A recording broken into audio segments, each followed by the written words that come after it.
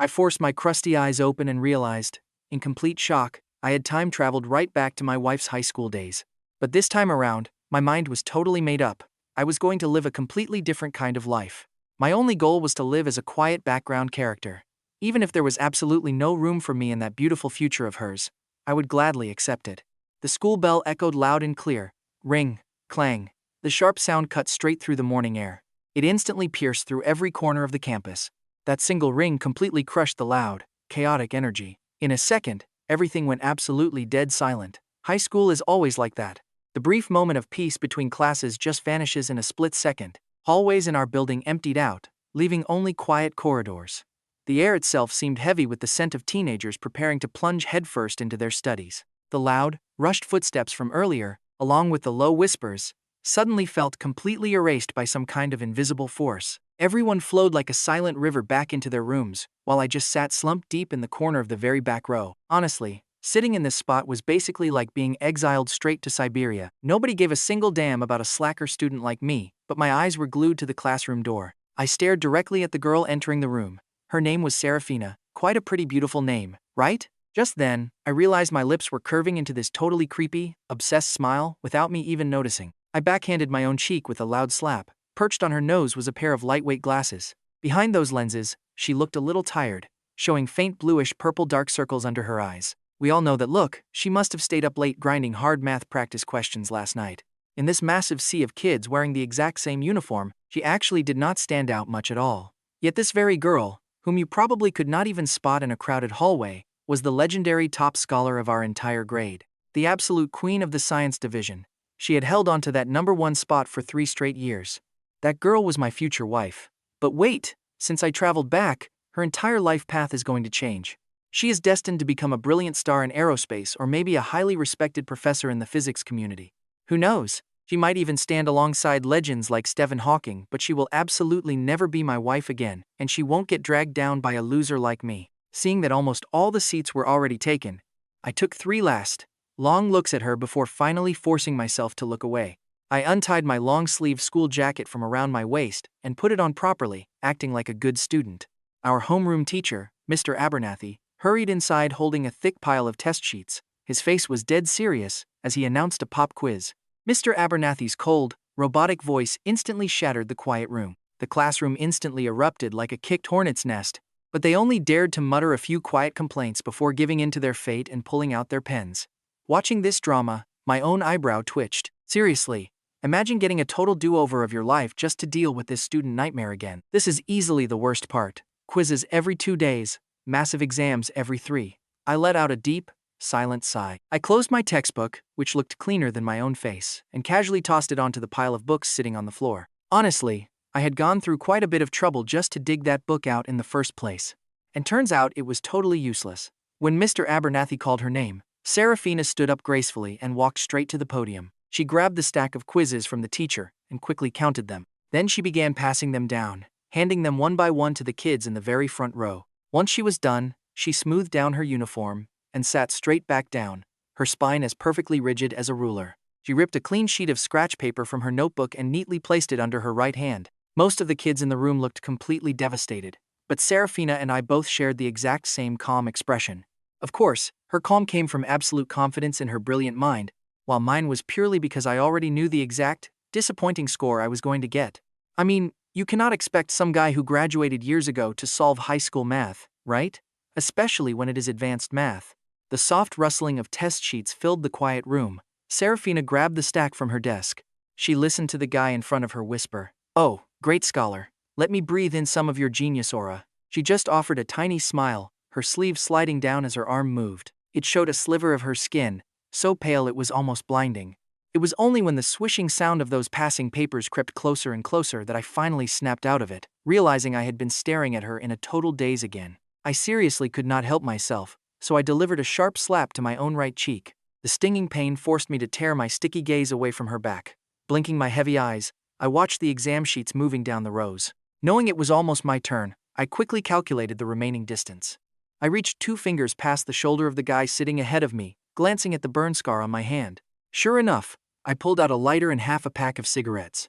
Back in high school, I did not learn a single useful thing in class, but but I sure mastered plenty of awful habits.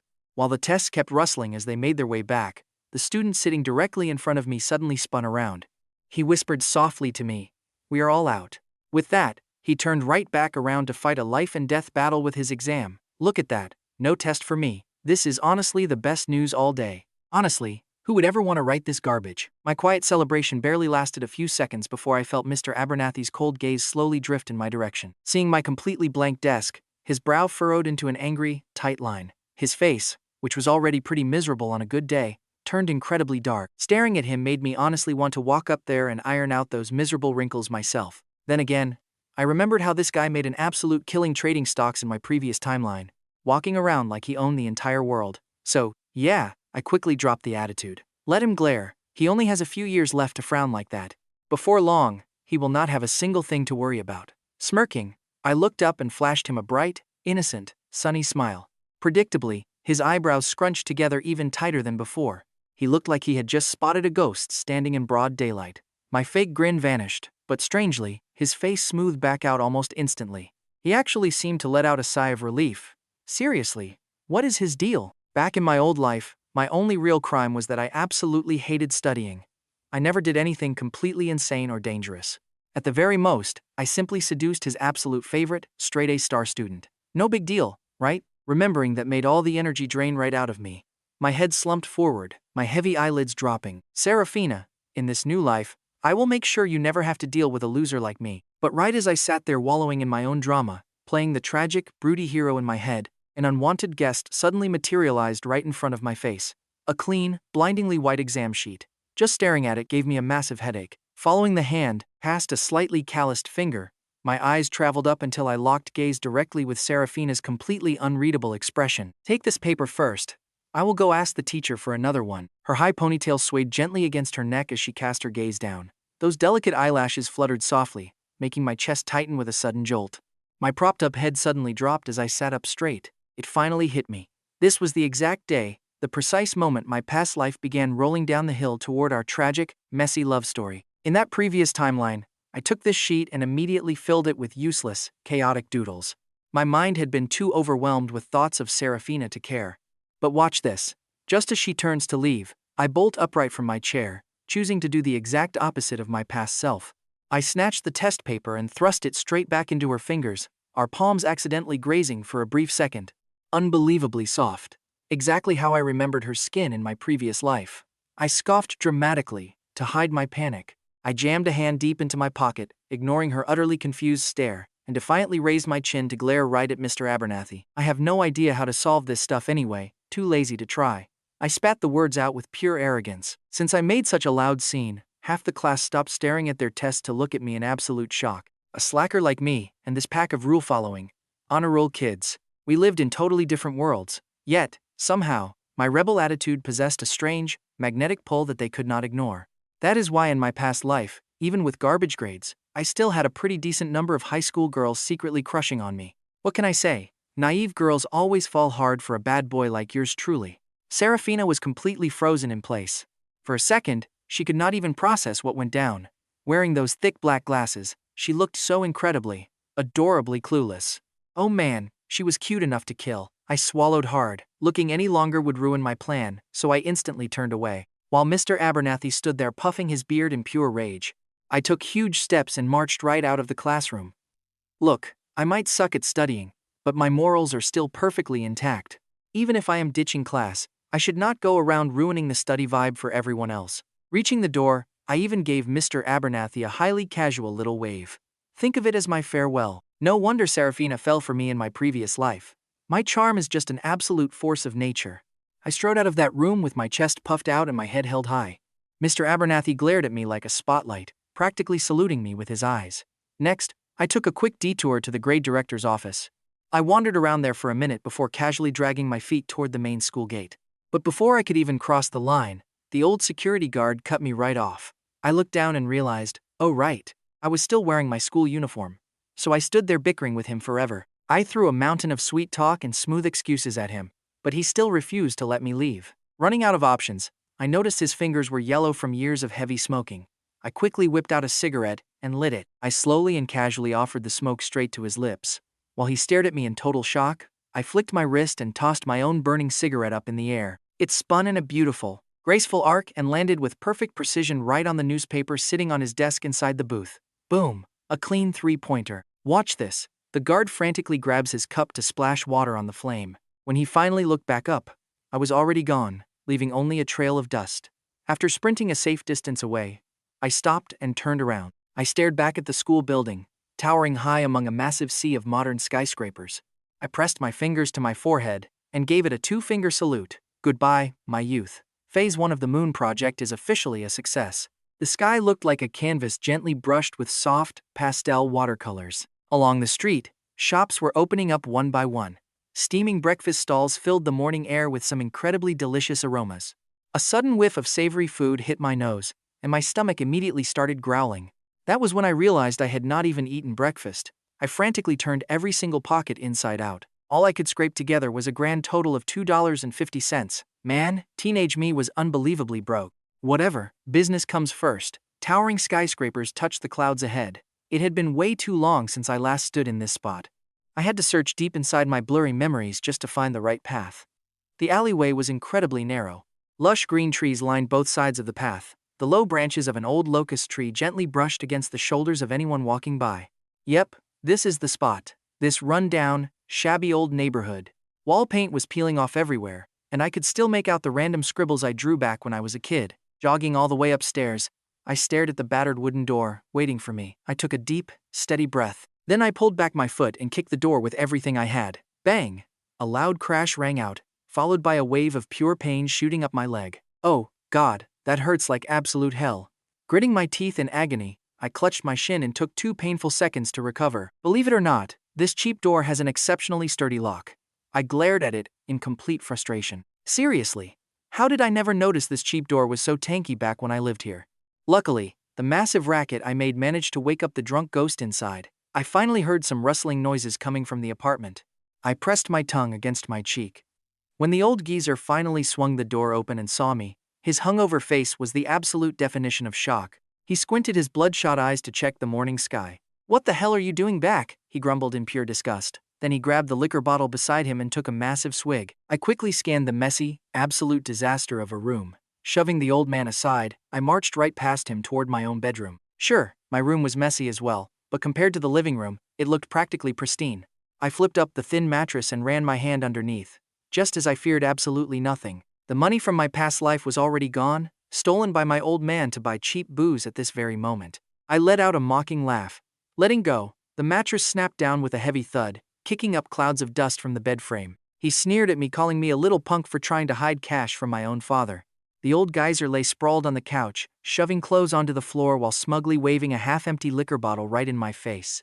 His flushed, bloated face. It made me physically sick. My 10 fingers slowly squeezed into tight fists until my nails dug deep into my palms. Suddenly, I realized I had walked right up to him. He started telling me to get the hell out, but before he could even finish, I grabbed him tightly by the jaw. Squeezing with brutal force, I forced his mouth wide open.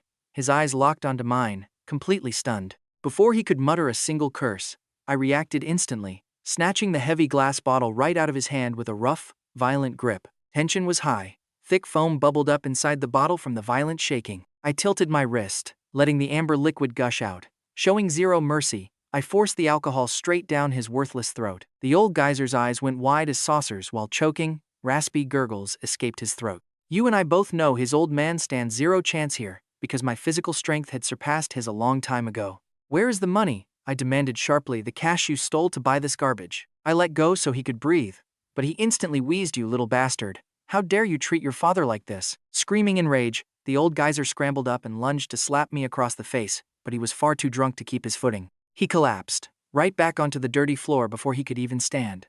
Sticky liquor splashed all over my hands, and the sharp, disgusting smell of cheap alcohol made my stomach churn violently. I was not going to waste another second talking to a useless, pathetic drunk. Taking a massive step forward, I grabbed a handful of his greasy hair and violently dumped the rest of the liquor straight down his throat. The alcohol dribbled down his chin, soaking into his shirt and leaving nasty, dark stains all over his clothes. Fear kicked in. His survival instincts finally overrode his fury. His fingernails dug in, scratching bloody lines down my arm, and looking into his bloodshot eyes, I caught a glimpse of my own reflection.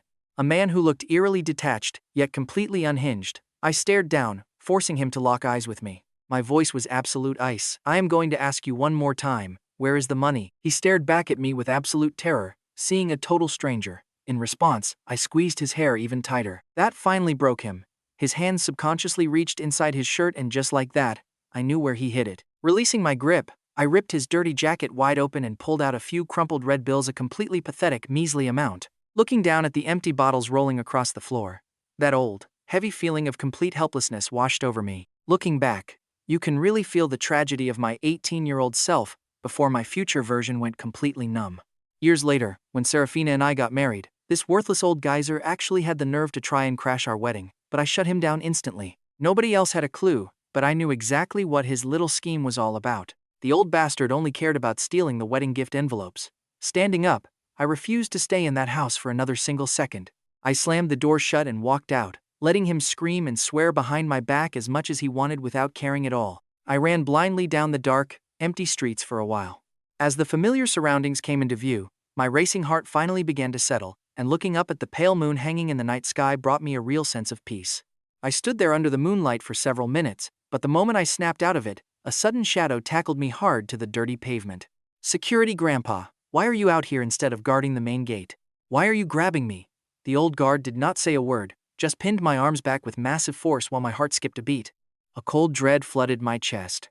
I glanced to the side, and sure enough, there was Mr. Abernathy, his face practically turning blue with pure rage. Beside him stood another figure, someone who looked incredibly familiar to me. Once the two of them dragged me all the way back to the school office, the truth hit me. It was none other than my grade director. Man, it had been a long time. The grade director was so incredibly furious, he just pointed a shaking finger at me, stuttering out my name, Barnaby, over and over. Hearing my old name out loud after so many years made me feel incredibly dazed. My old father was always completely useless. On the day he went to register my birth certificate, he was still totally wasted, messing up my whole name. He was dizzy, stumbling around. Eventually, the tired worker just tossed this name at me. That's why back in my past life, the moment Seraphina and I became official, I practically begged her on my knees to pick a brand new name for me. She was brilliant and cultured, so naturally, the name she spent days carefully choosing for me turned out absolutely gorgeous. Honestly, I'd thrown the name Barnaby into some dusty, forgotten corner a long time ago. But right now, I was sitting quietly as these three interrogated me. Watching the director's mouth move, I slowly started completely zoning out. My heavy eyelids were practically fighting to stay open. I yawned out of pure boredom, turned my head, and locked eyes directly with Mr. Abernathy, his nose flaring with rage. I actually flashed him a big, goofy smile, and his eyes immediately bulged wide open. It honestly felt like his eyeballs were going to plaster themselves right onto my face in the very next second. I have no idea how much time actually passed. The exhausted director was completely worn out from lecturing me with zero reaction. He tiredly grabbed his cup to take a quick drink. At that moment, I knew my timing was perfect. So, I stood up, flattened the paper they had aggressively slammed down, and slid it back over. I calmly called out "Director," and those simple words made his eyelids instantly twitch with frustration. The way he glared at me, the man was practically blowing steam straight out of his ears. "Barnaby!" His voice cracked into a high screech. I just nodded back calmly, saying present. He yelled that this dropout form required a parent's signature. I just nodded blankly, grabbed the pen, and forged the old man's signature, with flashy strokes. I pushed the signed paper back over. Both of them just stared in dead silence for a second. Their breathing grew heavy. I softly muttered that I don't have a mom, and my dad's just a drunk. He never cares about me. The second those words left my mouth, their faces completely shifted. The director's lips, which were ready to scream at me, suddenly softened. "If you quit school now, what's your actual plan? Are you going to start some kind of business?" Honestly, I already knew my next move, but the two of them kept wasting their breath, lecturing me anyway. At least their voices were much softer now. Still, I didn't pay attention to a single sentence. It went straight in one ear and out the other. With things completely locked up, here's where it gets wild. Being a kind guy, I played along. I snatched the application back from the director's grip. While they stared in absolute confusion, I pretended to suddenly remember something crucial. I licked my dry lips, then bam, tactical slide tackle. I fell right at their feet, crying out, "Director, Mr. Abernathy, please lend me some cash. I'm begging you." Smart people are just easy targets. They had never seen someone be this shameless. Thanks to my silver tongue, I successfully walked out toward the school gate, tightly clutching a sweet stack of cash. First, I waved over at the scrap-collecting uncle. signaling him to wait for me. Under the highly suspicious glare of the security grandpa, I strutted right back to class. The quiz was already over. Everyone loudly complained about the test, but the second I walked in, total silence hit. A curious classmate loudly asked where I had run off to, but I just casually shrugged my shoulders and chose not to give him an answer. Instead, I walked over to my desk, took off my uniform jacket, and started packing my books inside. The extra books that couldn't fit, especially the clean ones with no doodles, I just dumped right back onto the desk. The kid sitting in front of me suddenly asked what I was doing, his voice sounding genuinely worried. Even Seraphina stopped writing. She turned around, looking at me skeptically. I saw a fresh set of exam papers resting under her hand. That was just her style, naturally brilliant, yet pushing harder than everyone else. I didn't even dare look her in the eyes before confessing to the entire class. Look, I'm dropping out of school. These textbooks are practically brand new. If anyone wants them, they're yours for the taking. You can guess what happens next. The entire room completely erupted because to them, quitting school was unthinkable. Completely ignoring all the wild whispers of my classmates, I quickly knotted the sleeves of my uniform jacket and slung the heavy bundle over my shoulder. Out of the corner of my eye, I could feel Seraphina watching me with a deeply disappointed expression. I only took a couple of steps toward the door before remembering one last detail. I ran right up to the front podium, flashed a wide grin, and called out, "You guys are all top-tier students, so make sure to study hard. Make sure you use me as a prime warning, especially you, Seraphina. Keep being the absolute perfect model student. Your future's incredibly bright." Ironically, back in my previous life, she was the one who refused to ever let me go. Sure, she liked me, but we never took that final step until I followed her all the way to her college town. I worked random odd jobs just to stay close, chasing her for a whole year. Only then did we finally become official. Looking back, the only reason she lowered her standards for a guy like me was probably due to the stress. Senior year was so repetitive and tense, and a wild troublemaker like me just crashed right into her boring life. She probably mistook that exciting spark of novelty for actual romance. The top-class valedictorian and the ultimate bottom-tier loser. When I finished my speech, I turned to see Mr. Abernathy, staring back with sheer heartbreak. What can I say? Good teachers with too much responsibility are just like that. Even when a lost cause like me drops out, they think it is some grand tragedy. So I walked over to the door, leaned right into his ear, and whispered as fast as I could. "From now on, you can totally use me as a bad example in class, and I promise I won't sue you for using my face." Just as Mr. Abernathy scowled and reached for his big wooden ruler to smack my behind, I saw it coming and bolted. I hauled my massive sack of textbooks straight to the front gate, waving my exit slip right in the old security guard's face. Then I marched out with absolute confidence, took the books wrapped up in my school uniform, and sold them to the local scrap dealer. "Kid, you really quitting school?" While I was busy counting my hard-earned $28.80, the old guard asked with real worry. I waved without even looking back. "Quit school? No way, I am not cut out for it." With that, I flashed a two-finger peace sign over my shoulder at the school building behind me. A proper goodbye, once and for all. This time around, I had cut off any lingering connection between me and Seraphina, completely destroying it at the root. Based on how her life was supposed to go, the chances of us ever meeting again were practically zero. And honestly, that was for the best. Tucking my massive fortune safely into my waistband, I wandered around the city in a huge circle. Finally, I spotted the perfect launch pad for my future empire. I pulled out a few red bills and shouted, "Boss, phase 2 of my project starts now." That night, timing it carefully, I made my way back home. Sure enough, my old man had run off to get wasted and gamble again. I quickly trashed the place, packing my things, walked out without a single second thought, and let out a long sigh. I began wandering around the streets.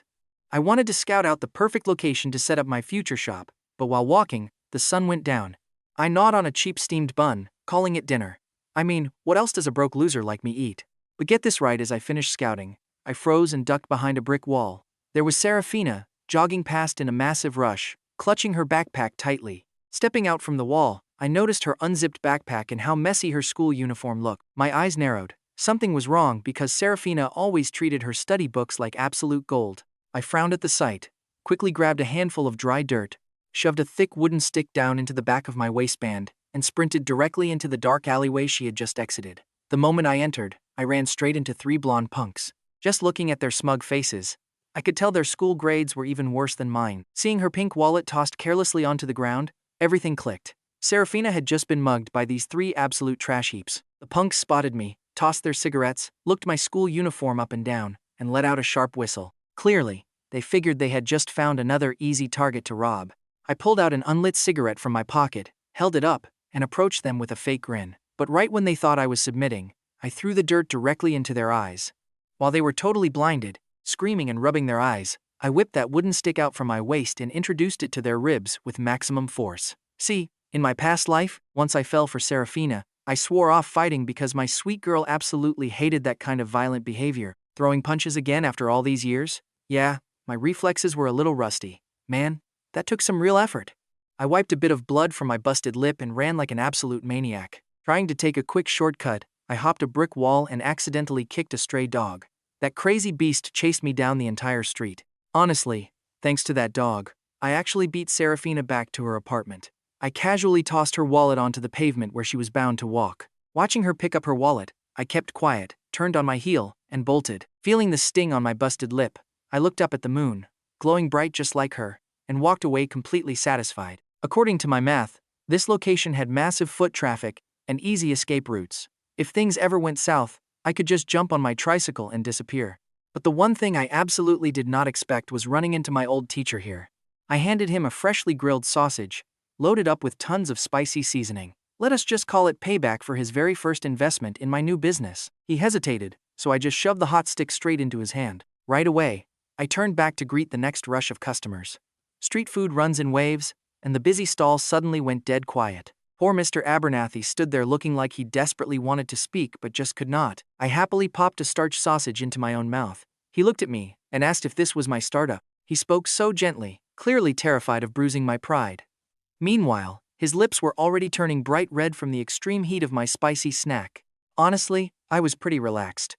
It was my teacher whose face looked incredibly conflicted. Looking at him, you would think I was running some illegal scheme. But seriously, this little cart pulls in massive cash daily. I told him I would pay him back in no time. I smacked my lips, thinking this taste was definitely worthy of a future street food king. This sausage tasted absolutely incredible. Sweating from the intense spice, Mr. Abernathy wiped his forehead and shook his head with a sigh. After staring at me for a long moment, he finally asked his real question. Was I seriously dropping out of school? He wanted to know. I told him yes. What is the point when my terrible grades would never get me hired? I would rather start early and be my own boss anyway. I wiped down the grill while staring out at my empty stand.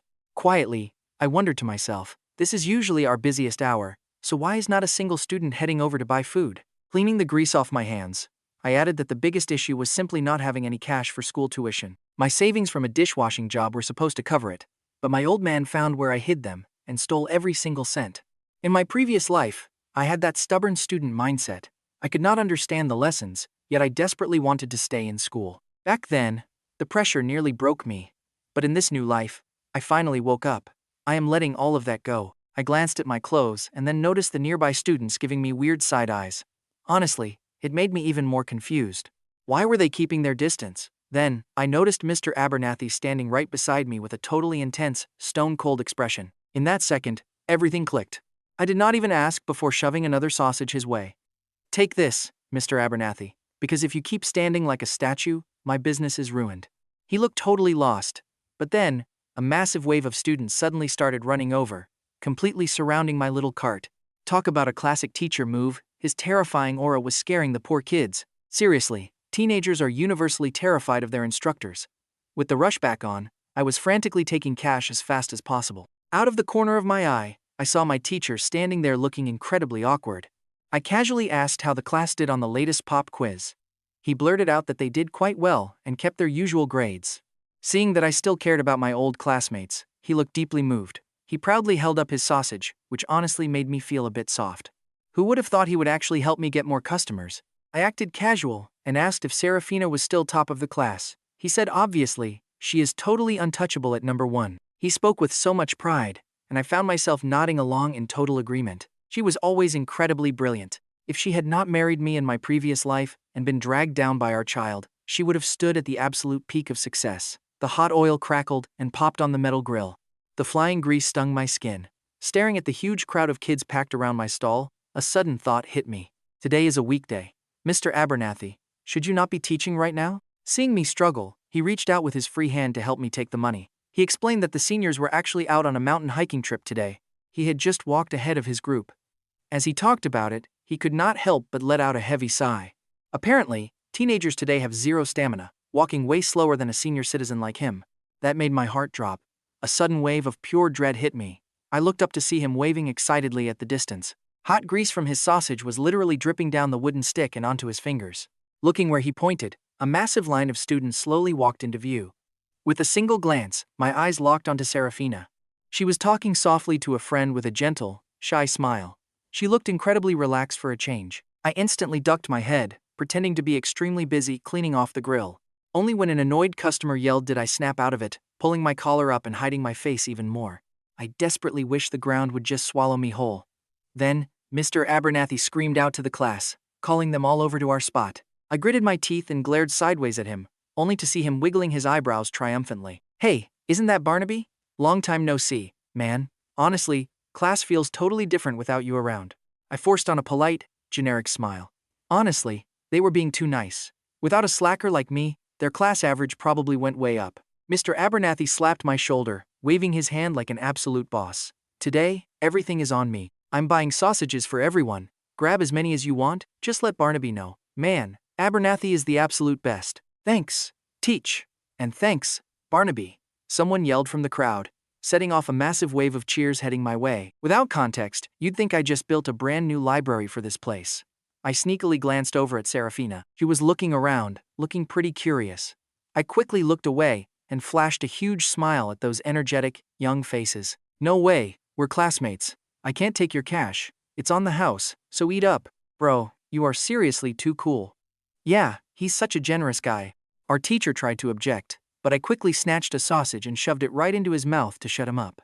Most of the kids were excited but pretty shy. The ones who had cash absolutely insisted on paying, no matter how much I tried to refuse. The broke kids were drooling, but too embarrassed to take any handouts. In the end, I had to hide my cash bag and personally hand out the food one by one. If anyone was acting too shy, I just straight up shoved a sausage into their mouth. Simple and effective. Honestly, even though I was terrible at school, I've always had a soft spot for students. They're pure, no bad intentions. Even with the teacher helping, I was instantly hit with a mountain of orders, but I kept my eyes on one perfect, golden brown sausage. I carefully picked it up, brushed on some ketchup, and finished it with a very light dusting of red chili powder. Hey Seraphina, this one is for you. Saying her name out loud made my chest feel incredibly warm. Seraphina looked pleasantly surprised, her eyes lighting up warmly as she reached out to take it. She actually couldn't handle spice very well, but she always craved it. Back in our past life, she'd always order one fiery dish and one mild one. Wow, Seraphina, yours looks absolutely perfect, she softly replied. Really? She took a bite, and that kick of chili powder made her squint her eyes immediately. Sticking her tongue out unconsciously, she looked adorable. I jokingly teased her, saying she definitely got lucky today. Thanks, she murmured, her face relaxing beautifully as her eyes sparkled brightly behind her glasses. In my previous life, I absolutely loved teasing her. Whenever she was exhausted from studying, I'd gently slip her glasses off. Gently kissing her forehead, I'd hold her tight as she stared back with blurry, confused eyes. Seraphina seemed so happy, but the moment our eyes locked, she snapped her head back like she'd touched fire. A soft blush crept across her cheeks. Looking down, I realized I was wearing a tight white tank top with my shirt tied casually around my waist. My chest was totally on display. The sweat and heat made the thin fabric cling directly to my skin. But hey, it's a competitive hustle out here. If I didn't show off a bit, my stand wouldn't beat the competition. I quietly told her to study hard. Hearing my words, she looked up and offered a soft smile. It was nice, but there was a clear, polite distance to it. After that, I kept my head down and focused on work, not daring to look back up again. Eventually, Abernathy checked his watch and guided the big group away. Finally, I looked up, watching her walk off into the distance. Her ponytail bounced, radiating pure confidence. Looking at her now, you'd never guess the dark struggles that would break her spirit in my past life. In that past timeline, my poor grades meant I couldn't land a single decent job. So I followed her to her college town, set up a small street stall, and scraped by. The star student and the absolute worst loser in class. That kind of story only sounds romantic in the movies. But let's be real, nobody believed we would make it. She was just way too outstanding for me. Still, she'd always come help at my stand after class. If we ran into her peers, she'd proudly hold my arm and call me her boyfriend. I knew what they were thinking, every word. To them, she was a beautiful flower, wasted on a complete loser. But Seraphina never cared about their judgment. But I couldn't let her suffer. I worked multiple jobs, saving every cent I could. Still, she was incredibly sharp. She realized what was happening and went to her family for financial help. though how she convinced her parents is a mystery. But seeing her red, teary eyes made me grit my teeth, swearing I would never let her suffer with a broke kid like me. I used every single penny of savings I had scraped together from endless working, combined with cash from Seraphina's family, to buy a bankrupt factory.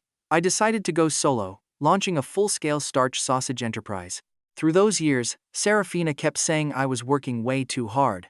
She worried constantly, but I did not mind the grind. Instead, I felt like our life was getting more and more hopeful. That was the future we were building together, and I never expected all that hard work would actually turn me into a success. Later, when Seraphina started graduate school, she had to pay for her own tuition and early research grants. Every single dollar came straight out of our joint account, and things were going incredibly smoothly for us. We got married while she was still studying, and we put the house entirely under her name and her parents' names. Anyway, all I had was that toxic old geyser, and there was no way I would let him benefit from us. But just as Seraphina was gearing up for her PhD program, she got pregnant, the beautiful symbol of our love. After we talked it over, Seraphina decided to keep the baby and stayed home to prepare for the delivery. Her academic plans were naturally delayed. Then, disaster hit my factory, leaving unsold products piling up in the warehouse. Imagine that pressure. During those dark days, I worked myself to absolute madness. Seraphina felt miserable because she could not help support the family, often hiding away just to cry by herself. After our daughter was born, she fell into deep postpartum depression. Only then did I realize how terrifying mental illness is, and I deeply regretted everything. As her husband, why did I not notice her pain sooner? Even though she was still so sweet, always wearing a brave smile so I would not worry, I knew those smiles were totally forced. The business collapse left her helpless, her academic research was frozen, and being a first-time mother left her feeling completely lost. Everything crashed down together, brutally forcing her into the role of a housewife. My poor, brilliant Seraphina. She was such a talented person, but now she was trapped at home, slowly wilting away like a beautiful rose. I thought about it for a long time afterward, and I finally understood.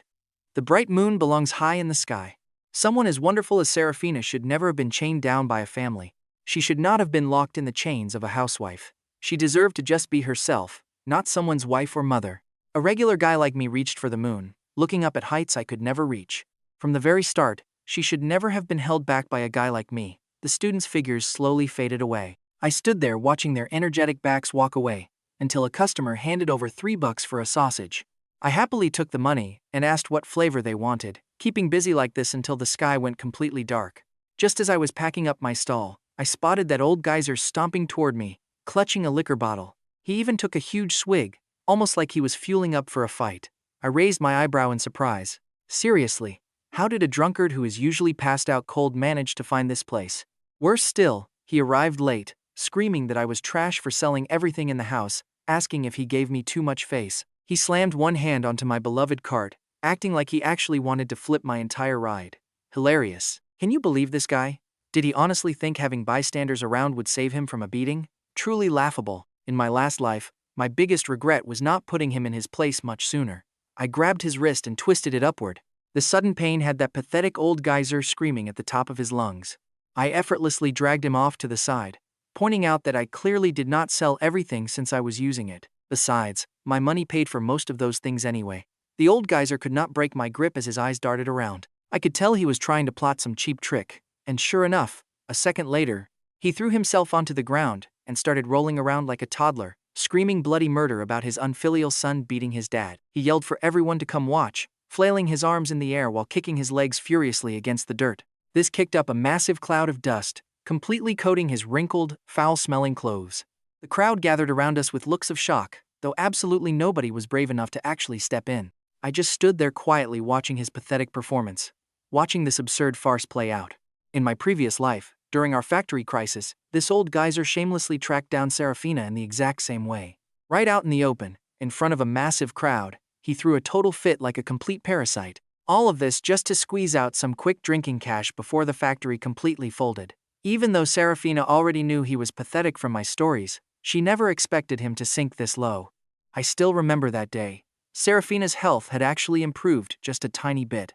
She carried our baby outside, only to face pointing fingers and nasty gossip from strangers who knew absolutely nothing. The look of pure, raw helplessness on her face is something I can never forget.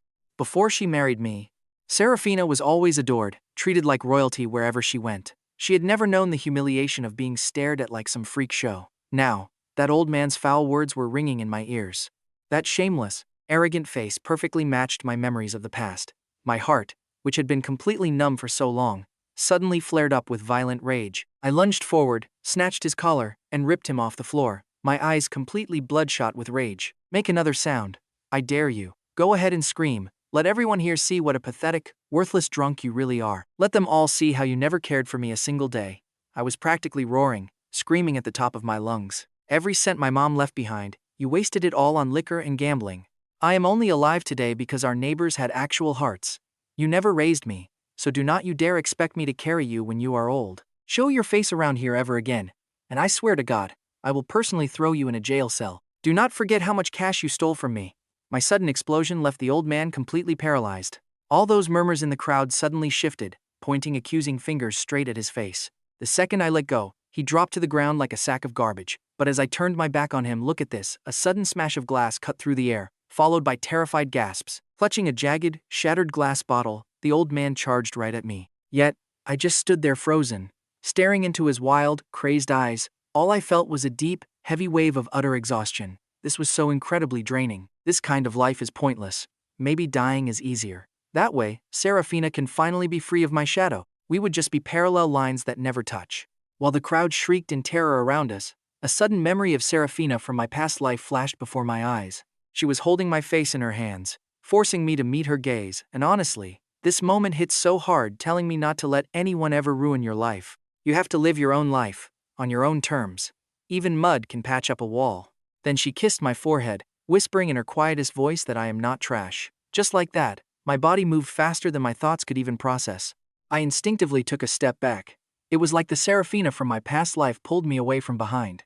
The jagged glass only sliced into my right arm. Warm blood spilled out, and sanity finally hit his brain. His hand shook violently as he dropped the weapon, his eyes filled with absolute horror, and I could only manage a cold, hollow laugh. Even a toxic parasite like him, whom all our relatives avoided, like the plague, actually had a moment where he was terrified of me. What was he so scared of? Going to a police station. Gripping my bleeding arm, I stared down at him with pure, frozen apathy. I felt absolutely no physical pain. Opening my pale lips, I gave him my absolute final warning. Never show up here again, because if you do, I am adding assault charges to your record. I guarantee you will spend the rest of your days in a prison cell. The old man swallowed hard. The foul mix of cheap alcohol and fresh blood on the concrete made my stomach turn with pure disgust. Why are you still standing there? Get lost before the police arrive. That little reality check terrified him so much, he basically scrambled away on his hands and knees, never once daring to look back. I swept up the broken glass, threw it in a bin, and took off on my three-wheeler, disappearing from the scene. The old man was incredibly gullible. I was only bluffing. None of these random strangers actually cared enough to help. Who would actually call the police over a family fight? I drove straight to the clinic to get my arm stitched back up, but the instant I caught that sharp smell of hospital disinfectant, my chest tightened with a brutal, familiar ache. See, in my previous life, when Seraphina suffered from postpartum depression, she constantly denied that anything was wrong with her. I had to keep visiting the clinic every few days. I went so often that I eventually swallowed my pride and asked her doctor for her social media contact. The doctor explained that no matter how loving a family is, new moms are incredibly vulnerable to postpartum depression. Giving birth completely drains a woman, both physically and mentally. And immediately afterward, they are forced to care for a tiny newborn, while their entire body and their absolute breaking point. When a mother gets zero empathy or emotional support from her family, she feels completely isolated. It is suffocating, slowly destroying her from the inside out. Every time that painful thought hits me, I want to slap my own face 1,000 times. What an absolute trash husband I was, a total scumbag. But then, what about Seraphina? She was literally dying, yet she kept trying to comfort me instead. She told me she knew how exhausting it was, running between home and the factory. My wife? My absolute angel.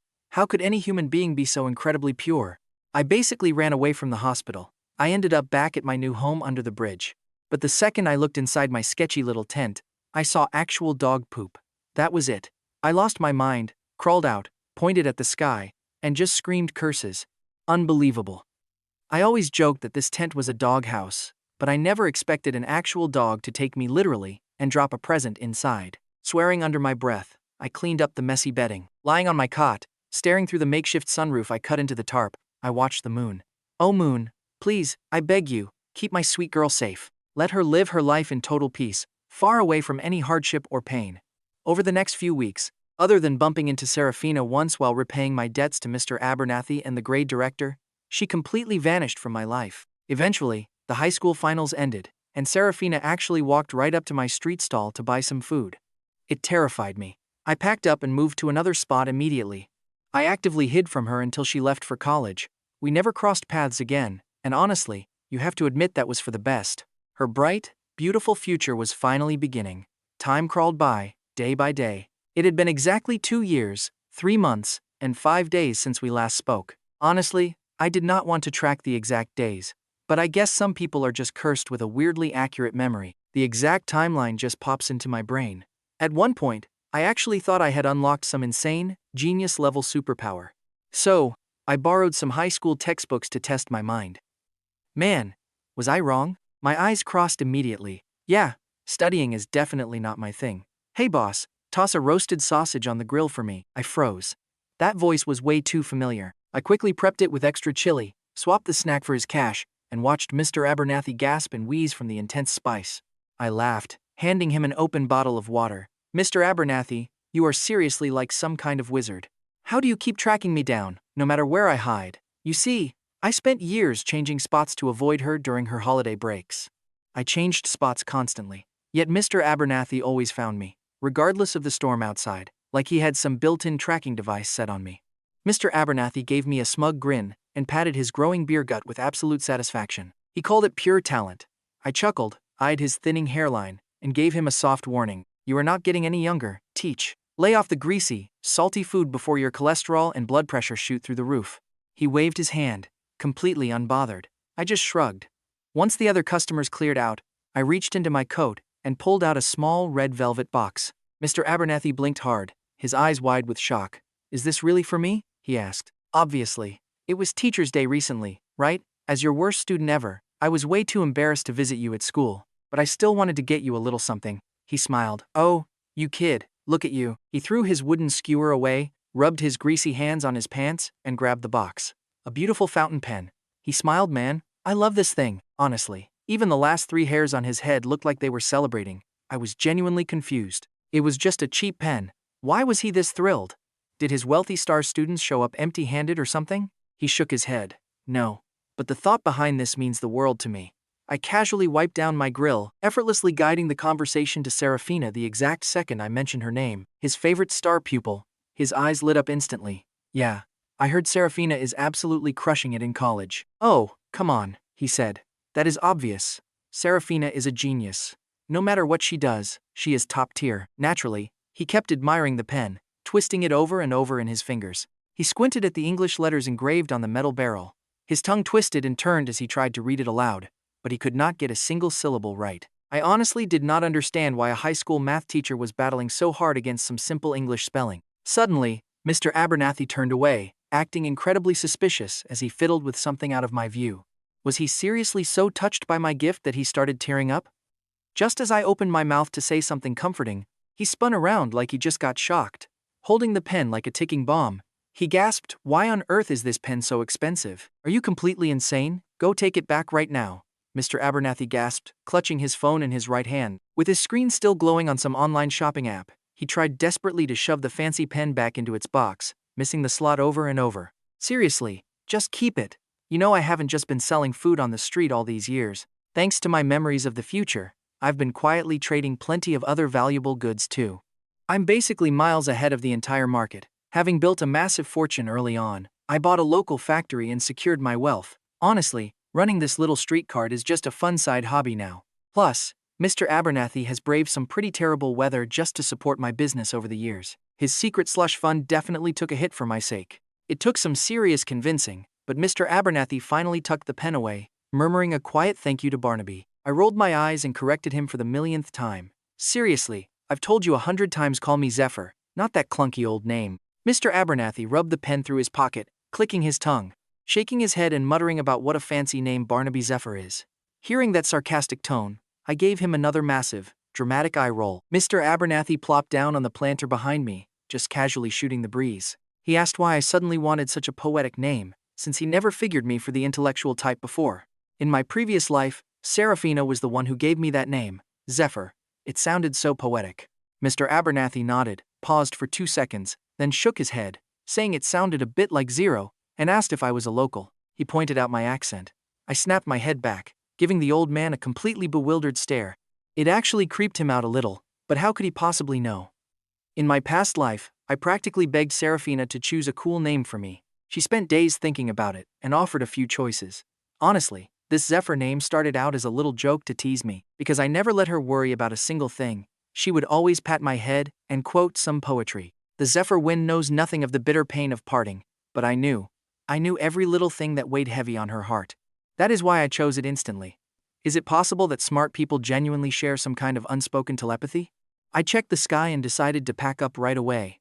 I quickly brushed sauce on the remaining sausages, bagged them, and handed them over as a little tribute for his wife. Before Mr. Abernathy could even reach for his wallet, I was already on my bike, speeding away like the wind. I parked my bike near the bridge, pulling out a fresh bag of dog food. Technically, I moved out from under this bridge years ago. I just had some old, spare bedsheets lying around, so I used them to construct a cozy little doghouse here. I was just about to clear my throat and call out to my local dog squad, but before I even got close, I froze. There she was. The person I had been yearning for day and night. Wait, hold on, what is Seraphina actually doing here? I panicked, instantly ducking behind a tree like some sort of ninja. She looked exactly like my memories of her, taking off her glasses to fix her hair. A voice told her not to worry because her dad would be completely fine. Only then did I notice another girl standing right beside her. She was squatting down, playing with the puppy. Wait, she looked incredibly familiar to me. It was her novelist best friend. I had been so hyper-focused on Seraphina that I completely missed her. Seraphina stared down, her eyes clouding over with a deep, quiet sadness. Seeing her furrowed brows like that absolutely shattered my heart into pieces. I slapped my forehead, desperately racking my brain to remember what exactly happened to my future father-in-law. Back in my past life, around this exact time, Seraphina had suddenly taken a massive leave of absence from school. She rushed off without a single word of explanation. At the time, my factory was just starting to grow. She ordered me to stay behind to run the place, absolutely refusing to let me tag along with her. Left with no choice, I ended up transferring every single cent of my savings directly to her. After I practically begged her for details, she confessed that her dad had broken his leg. Her parents were just ordinary factory workers. Her dad was always climbing high platforms, and that is how the terrible accident happened. I frowned deeply, my fingers digging hard into the rough tree bark. Down below, Seraphina shook her head, patted the puppy, and walked away with her friend. Her shoulders slumped under a heavy, invisible weight. I waited a few incredibly stressful minutes to make sure they were gone before finally stepping out. Seeing their old friend, the local stray dogs immediately swarmed around me. I absent-mindedly poured dry food into their bowls, reaching down to gently pat the little puppy. It almost felt like the warmth of Seraphina's palm was still lingering on its fur. In my past life, even though my future father-in-law broke his leg, even with those sky-high medical bills piling up, he completely refused to touch a single cent I gave Seraphina. He was terrified that taking my money meant his daughter would have to walk around with her head bowed to me forever. My girl was incredible, and her parents were just as amazing. So, I had to go behind Seraphina's back and secretly ring my father-in-law. Spinning a lie, I told him I was just settling an old debt. I claimed I was returning money Seraphina lent me ages ago, even cooking up a forged IOU with interest added on. After a relentless barrage of my solemn promises, my father-in-law finally gave a stiff nod, but before hanging up, he dropped a heavy warning. He swore that if I ever mistreated his daughter, he'd break my legs next. Man, my in-laws were truly decent folk. Thinking about that made me scratch my head in frustration. Gosh, I really do adore my wonderful father-in-law. I smacked my forehead and immediately called my factory with a list of tasks. Then, I jumped onto my ride and sped toward the supermarket, grabbing a handful of high-end gifts, fancy but not too flashy, and headed straight to Mr. Abernathy's place, capping it off with an unbelievably smooth tactical slide. Gripping the presents tightly, I wrapped my arms around Mr. Abernathy's legs while offering his wife a very polite, theatrical greeting. I greeted her warmly, saying I don't have many talents in this life, but my skin is incredibly thick. If it weren't, there is no way I could have landed an absolute prize like Seraphina in my past life. Once I laid out my favor, Mr. Abernathy immediately rolled his eyes, all that built-up tension instantly melting off his face. Honestly, you have to love this guy. He glared in pure disbelief, asking why I didn't just tell him from the start. He complained that I scared him half to death, making him think I wanted help embezzling funds with that dramatic entrance. Oh, my sweet father-in-law. Your son-in-law from a past life is officially here to rescue you from the depths of hell. I dropped off the high-end gifts along with a massive batch of freshly made specialty sausages straight from my factory. Walking out the door, I looked down at his young grandson and offered some friendly, welcoming advice to the little guy. I told him he needs to study hard, otherwise he is going to end up exactly like me. But before I could even wrap up my warning, my father-in-law physically booted me out, slamming the heavy security door right in my face. Staring blankly at the massive good fortune sign on his door, I sighed, deeply touched by what a sweet soul he truly was. He wouldn't even let me be a bad influence for free, even though I promised not to charge royalties. Geez, oh well. Even so, my mind was still on Seraphina. She was just too incredibly stubborn, always insisting on carrying every heavy burden alone. Knowing how painful things must have been for her, I slapped my thigh and set up a stakeout right outside her best friend's apartment. Back in my past life, I knew she loved staying indoors, but I never realized her shut-in habits were this extreme. I literally camped out for an entire day before she finally made an appearance downstairs. Quickly, zipping my jacket all the way up, I hid my face while pretending to be totally absorbed in playing on my phone. I loudly mumbled about how the nearby amusement park was giving away free balloons and letting people ride the Ferris wheel entirely for free. But seeing her best friend show absolutely zero reaction, I immediately scrambled back inside the stairwell. I ripped my jacket off, flipped it inside out, and threw it back on. Seriously, thank goodness I wore a reversible coat today. Watch how I pull this off. I jogged right up next to her bestie, acting like a totally random bystander. I gasped loudly about free amusement park balloons and Ferris wheel rides, wondering how often a deal like that ever comes along. Next, I whipped my jacket off once more, casually walking past her again while muttering loudly about those free balloons and rides. I kept hyping it up until I was genuinely considering running a shirtless lap just to get her attention. Finally, she called Seraphina. Hey Saras, let's go to the amusement park. The ride is totally free today. When Seraphina turned her down, she immediately switched into a high-pitched, whiny baby voice. She begged her to please just tag along for a bit. Seeing that triumphant smile on her friend's face, I knew it worked. I quickly spun around and bolted back upstairs. Yes, my crazy scheme actually worked. But before I could even celebrate, a sudden gust of wind hit me, and I sneezed violently. Seriously, who is talking trash about me? Sniffling, I put my jacket back on right. Knowing Seraphina's strict habits, her makeup routine always takes exactly 35 minutes. That gave me plenty of time to leisurely stroll over to the park. But my butt had barely touched the seat of my tricycle when, oh my god, my eyes nearly popped out of my head. I watched helplessly as she jumped on a shared bicycle and zoomed right past me. Shoot, I totally miscalculated. How upset was she to actually leave the house without wearing any makeup? My heart? Basically shattered into tiny pieces. I rolled up my sleeves and pedaled my trusty bike like my life literally depended on it. Only when her best friend finally stopped outside Seraphina's apartment did I breathe a sigh of relief. But my legs couldn't stop yet. My absolute legend of a bicycle actually got me to the park a solid 10 minutes ahead of them. I threw on a mascot suit, stood in the park. In seconds, I spotted Seraphina. She looked so much thinner. Her hair was loosely tied back, and I could see faint dark circles under her eyes. I took a massive step forward and pushed the sunflower balloon, which I'd been clutching tightly in my left hand, right towards Seraphina. I made sure to hand one to her best friend too. Seraphina froze in surprise, her eyes instantly lighting up with joy. And seeing those lips finally curve into a tiny smile? Seriously, it was worth all that exhausting running. She smiled, politely thanked me. Then she walked right past as her best friend excitedly shook her arm. See, Sarah? I told you there were free balloons now. Hurry, the Ferris wheel is totally free today too. I pretended to be busy with other guests while trailing them at a distance, listening to her friend try to comfort her. She told Sarah to stop frowning since her dad's medical bills were fully paid. God was definitely watching over them. But Seraphina still felt like it wasn't real, though her friend pointed out the cash was already in the account. That money is real, Seraphina murmured with a faint smile, tying the sunflower balloon to her wrist and agreeing she was right. Hearing her thank God for looking out for her, I conveniently handed out the last of my balloons. My heart finally settled. Seriously, Mr. Abernathy handled that business deal like an absolute master. Honestly, pulling off this brilliant diversion plan makes me a total genius. But wait, the universe wouldn't let me gloat for long because they immediately headed straight for the giant Ferris wheel.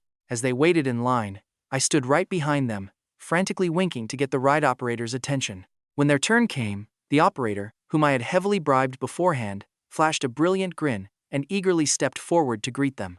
He loudly announced that the two gorgeous ladies had incredible luck, being exactly their 100th customers that afternoon. Their entire ride would be completely free, and he quickly handed Seraphina 2 vibrant flowers to seal the deal. Sunlight broke through the light clouds, casting beautiful, dappled shadows around. The light blanketed the earth in golden silk as she looked down, softly breathing in the scent of her flower. She held it with absolute care, as if she was afraid to wake this sudden blessing from the sky. With her eyes gently closed, a rare, beautiful expression of complete peace washed over her face. Back in my past life, when I ran that busy street stall, I always bought her a flower to tuck behind her ear. Eventually, the florist knew us so well she even gave me a 20% discount on our wedding flowers. I handpicked this specific flower. I just knew she would absolutely adore it. Seraphina locked arms with her friend and boarded the ride, her eyes smiling as she looked down to scan the lively amusement park. I felt her gaze sweep over. Instantly, I threw my arms over my head in a massive heart shape. Through the window, I saw her tap her friend's shoulder to look as the giant wheel slowly began to rotate. I silently watched it turn, remembering how, in my past life, we officially became a couple on this very ride. Please, spin away all of her worries. Slowly, the ride finally ground to a halt. The two girls stepped down, walking arm in arm once again. The evening breeze gently blew loose strands of hair across her forehead, blending with the sweet scent of flowers as they walked past me, with her friend gushing about her ridiculously good luck. Seraphina softly agreed, and they spent the rest of the evening playing various carnival games. I watched them laughing and taking photos as the sun slowly began setting. The soft golden hour light faded gently, painting the sky in beautiful washes of warm tangerine and deep violet. The fading light danced across her clothes in shifting colors, but best of all, a gorgeous smile never left her face. Seeing her happy made me smile just as wide. Once they were exhausted and heading out, I quickly whipped out my Polaroid camera. I held a sign offering free photos, and she instantly recognized me, gasping in surprise. "Oh, it is you," she asked if I was still there, smiling warmly as she pointed to the ride and copied my giant heart gesture. I nodded inside my suit, raised the camera, and captured a beautiful shot of them to keep forever. Seraphina held the flower right against her cheek. The sunbeams filtered through the delicate petals, casting a soft, warm glow across her face. It made her look so gentle, almost breathtaking. Staring at her through that cold camera lens, my chest completely tightened with emotion. I clicked the shutter. The instant photo developed fast, and there she was looking as absolutely stunning as always. Postpartum depression is an absolute nightmare. In my previous life, once she got sick, she would suddenly explode, screaming hysterically over the tiniest things. Then, the moment she calmed down, she would cover her face, weeping bitterly and apologizing over and over. Back then, she shattered every single mirror in our home because she just could not stand looking at her own reflection. Her body had changed, her face looked utterly exhausted. Daily, she carried this deep, unexplainable bitterness inside her. "Thank you," she says, smiling gently as she slides the picture from my grip. Then she leans over to whisper to her friend. Turning away, I watched her walk off with her perfect posture, and just let out a heavy sigh. Dragging my exhausted, aching legs, I stumbled into the staff break room. The moment I unzipped that heavy mascot suit, I collapsed onto the floor. I sniffled, feeling a bad cold coming on. My head was spinning, heavy and completely dizzy. Through the haze, I hallucinated her voice, calling my name. Slowly forcing my heavy eyes open, I focused on the door. It was Seraphina, peeking inside. I scrambled off the floor like a startled animal. I was desperately scrambling to hide the mascot head, but she walked right in, looking completely stunned. "Barnaby," she says, "it's been so long." Seeing the costume clutched in my arms, her eyes lit up with pure delight. "So it really was you in there," she says. I knew that guy felt familiar. I started shaking my head, desperate to deny it, but before I could speak, the boss stuck his head through the window. "Make sure you put that costume away when you are finished." "I just work here part-time," I stammer. Staring into her bright, smiling eyes, my mind completely shuts down. No excuses came to mind. All I could manage was a weak nod. I shoved the suit away, and did not even wait to hear another word from her. I turned around and practically sprinted right out of the building. Running out, I slammed right into her best friend. I muttered a quick apology, squeezed past, and literally fled the scene as fast as possible. I walked pretty far before I finally dared to stop. I slowly slid down against a brick wall. Wiping a stray tear from my cheek, I sniffled, sneezed, and rushed back to my apartment. I had no clue how long she was staying, but I did absolutely everything to avoid her. I even stopped opening my food stall for weeks. Talk about desperate. It worried Mr. Abernathy so much, he called me for days straight, asking if I was dead. Seriously, I am so done with this guy. Can he not wish for something positive for once? Only after I secretly staked out the hospital and saw my sweet father-in-law was discharged, did I finally feel safe enough to reopen my business. After that, life was pretty peaceful. It became almost impossible to get any updates on Seraphina from Mr. Abernathy. Not that I could blame him, he honestly didn't know a thing. Meanwhile, my business was still running smoothly and making good money. I opened and closed my stall right on schedule every day, then headed down to feed the stray dogs under the bridge. Every night, I would just stare up at the moon and smile like a fool. Honestly, these quiet days weren't so bad to live through. Just like that, 2 full years flew by. Seraphina successfully graduated with her bachelor's degree. But that's Seraphina for you, brilliant as always. And this time, with no dead weight like me holding her back, things were different. She easily locked in a guaranteed spot in her university's graduate school. Mr. Abernathy, you actually came out in this freezing cold just to buy from me? I am seriously gonna cry. I rub my freezing hands as he struggles to remove his gloves just to scan my payment code. Of course, I am your #1 fan now, he says. Yet you still will not give me a discount. Wow, Mr. Abernathy, are you that broke? Your bank account is probably overflowing with cash. Hearing my flattery, Mr. Abernathy proudly lifts his chin with a smug grin. He takes a big bite of the hot sausage and immediately starts sweating bullets from the spice. After eating half of it, he notices I am quiet and snorts, deciding to break the silence himself. Why are you not asking about Seraphina today? He says. Honestly, my eyes go wide. Seeing his smug look, I frantically scan the street. I pull him closer, dropping my voice down to a quiet whisper. How did you know? I ask. How did I know? Indeed, Mr. Abernathy retorts, rolling his eyes. It's been years, he says. Every single time we speak, you constantly bring her up. Anyone could figure it out. With that, he rolls his eyes again. I am honestly worried they might freeze solid in this biting cold. With that peanut brain from school, did you honestly think you could fool me? Dream on. He tosses the bamboo stick into the trash, giving me some unsolicited advice. Seraphina is still single, so go get her. I just shook my head, staring blankly down at the sizzling grill, unable to say a single word for a long time.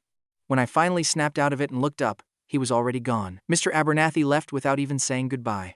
He holds a massive grudge just because I teased him once. Do petty people always get rich? I look up at the falling snow. The snow gets heavier, slowly painting the entire world in a thick coat of pure white. Sparkling icicles hang off my food stall canopy, so I snap one off, turning it over in my hands. In my past life, I loved freezing my hands with snow just to press them against Seraphina's warm cheeks. Whenever she acted mad, I would just pull open my big jacket and wrap her up in a tight hug. My fingers turn bright red as the icicle melts away, and I gently reach up to touch the snowy canopy. Right as I get ready to pack up my stall, look who shows up, a face I never expected to see. Seraphina is standing in the snow, tilting her head and smiling, her cheeks flushed a pretty pink above her woolen scarf. Within just a few seconds, delicate snowflakes begin to settle on her soft dark hair. Seraphina, why are you here?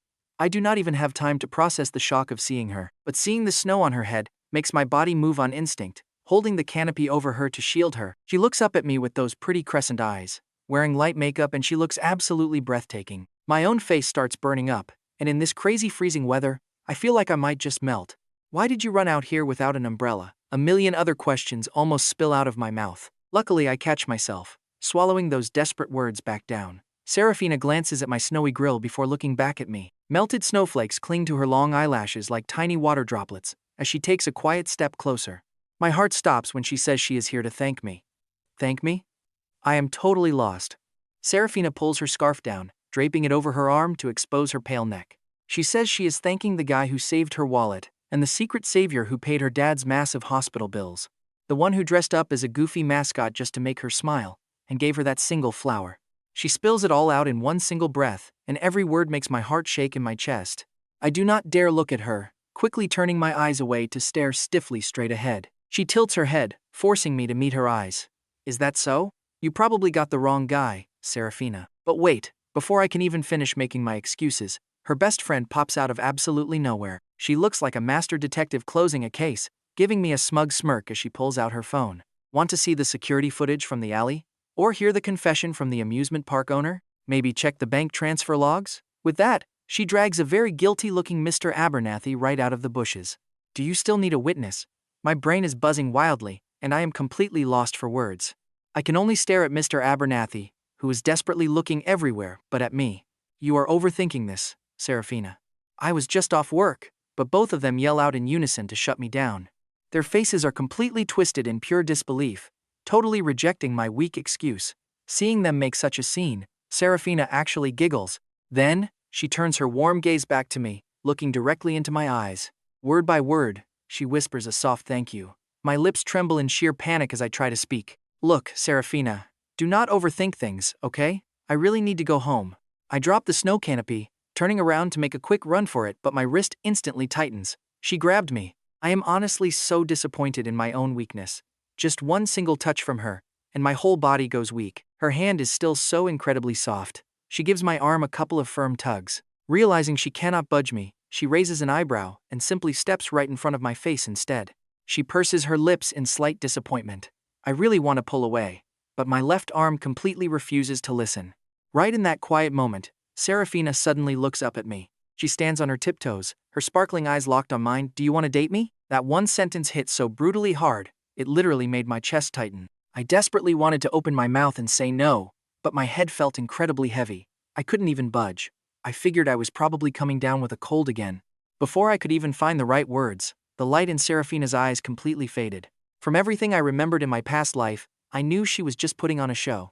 Normally, I would have just pinched her cheeks and laughed as I gave in, but that was a whole lifetime ago. Looking at Seraphina standing there, I wanted so badly to call out her acting, but my throat felt completely blocked by a heavy boulder. Not a single word came out. Nothing. Instead, Seraphina clasped her hands together like she was praying. Her beautifully made-up face loomed incredibly close to mine. Please do not turn me down right away, she pleaded. We can just start by getting to know one another, she said, cutting me off completely. Then, she slowly reached her hand out toward me. Hi, my name is Seraphina. Down at my side, I could feel my hand literally shaking. Finally, Mr. Abernathy completely lost his patience. Now watch this. He stomps right over, grabs my shaking hand, and forces it into Seraphina's hopeful grasp. My throat cleared.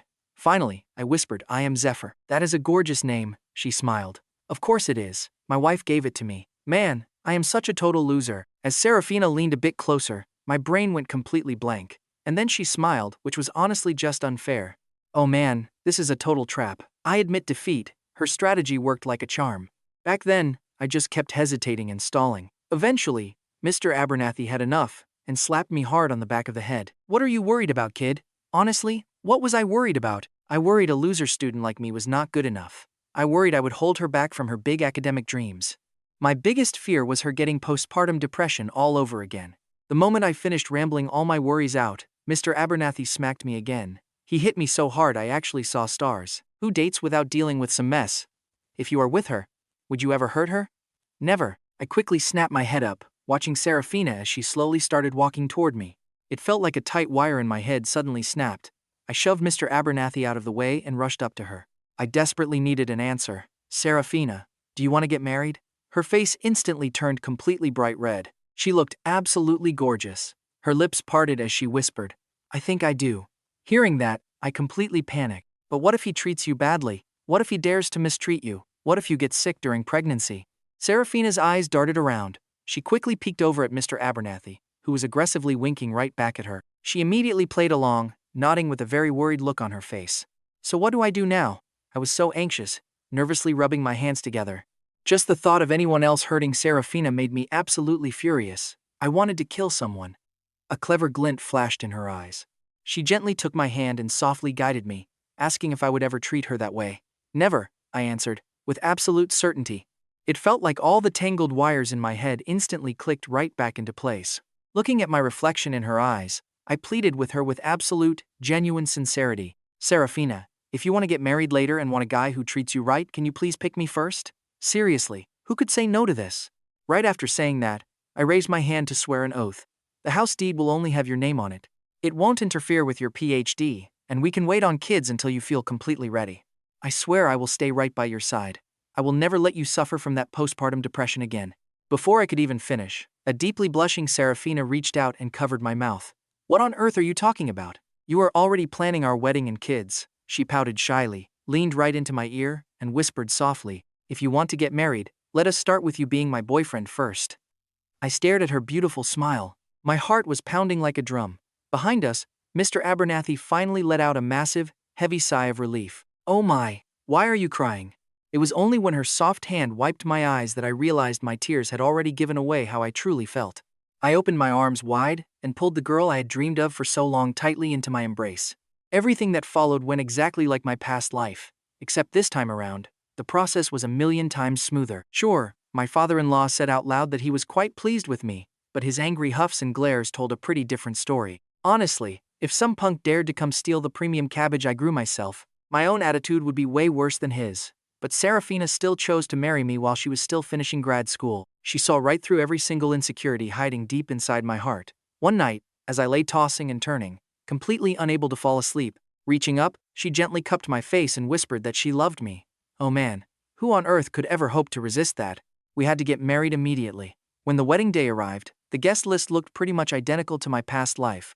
On my end, because of my alcoholic father, all my relatives cut us off years ago, so I did not even have their numbers.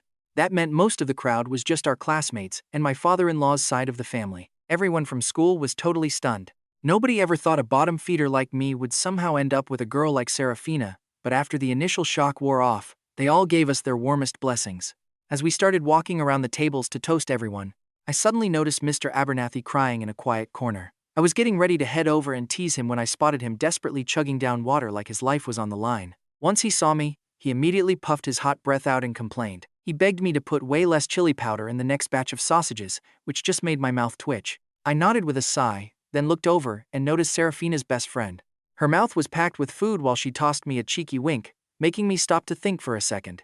I quietly sneaked over, pulled Seraphina close, and whispered, asking what kind of books her friend writes. When she said suspense thrillers, everything suddenly clicked. Keeping my arm wrapped around my wife, I stepped forward and handed her best friend a glass of wine filled right to the brim. But despite doing absolutely everything I could to be safe, she still ended up pregnant, matching the timeline of our past life down to the exact second. I was sitting there wondering how this was even possible when I suddenly caught her giving me a smug, triumphant look.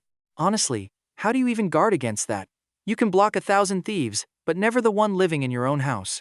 Just like last time, she absolutely insisted on keeping our baby. Her parents started teaming up on me with endless lectures, basically turning me, the actual father, into the ultimate bad guy. There was absolutely nothing I could do about it, but luckily, I had been preparing for this exact nightmare scenario since the day we got married. I had already relocated my sausage factory straight to the city where she went to school, making sure every detail was totally locked down.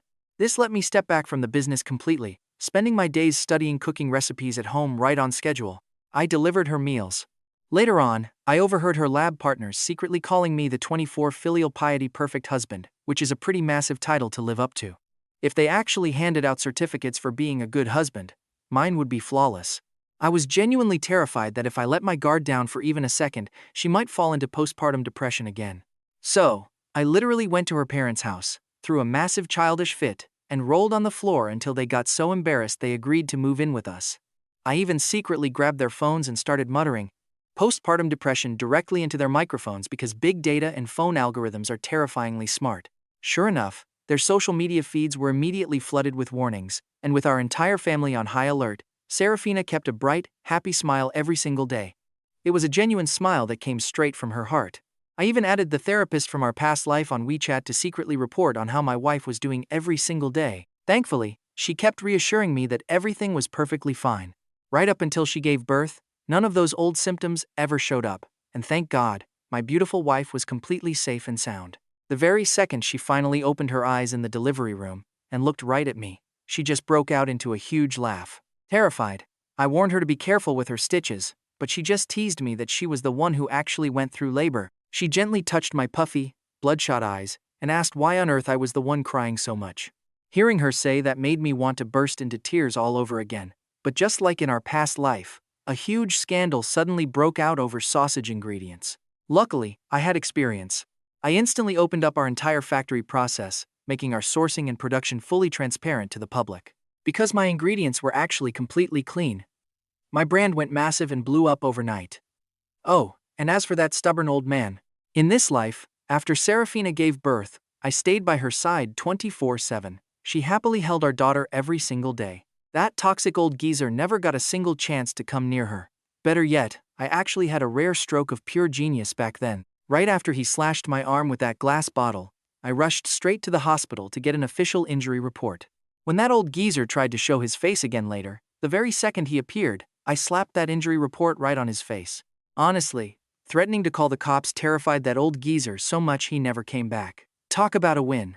I stopped by a local florist to buy a big bouquet of sunflowers, grabbing a cute little potted cactus for my daughter while I was there.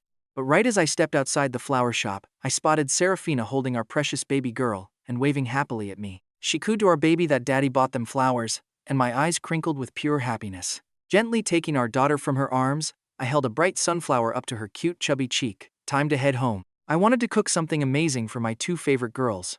Later that night, cradling Seraphina in my arms in a hazy half-sleep, I suddenly felt her soft kiss on my cheek. Mumbling a sleepy question, I just rubbed my face against her shoulder, completely exhausted, half asleep. I barely heard her whisper an apology about our past life, saying she was sorry I had to run myself ragged between home and that factory. Past life? What does she mean by that? I groggily let out a massive yawn and snuggled even deeper into her warm embrace. My face felt slightly damp as I mumbled that I did not work hard at all because she was just sick back then. Tears instantly welled in her eyes. Staring at the love of her life sleeping so peacefully right beside her, she reached out to gently pat his warm cheek. What an absolute dummy. At the very start of this second life, he actually planned on keeping his distance from me. Thank goodness, I have great taste. I clung to him shamelessly back then, absolutely refusing to let go. Remembering all the pain of their past life, Seraphina suddenly felt wide awake. She slipped quietly out of bed and gently tucked him in. Unlocking her phone, she scrolled through old photos they had taken at an amusement park years ago. And get this, in almost every single photo, hidden away in a corner, was a giant bear mascot. She flipped through them one by one, smiling softly, until fresh tears started to spill over. Her finger finally paused on the very last picture. Taken from a high angle, it showed the clumsy bear mascot trying to make a heart shape with its massive paws. Such a lovable idiot. No wonder she fell right back into his sweet trap in this life, too. Beside her, he rolled over, blindly reaching out for her. Sleepily mumbling, he reached out and called for his wife. He whispered for her to come right back from the bathroom.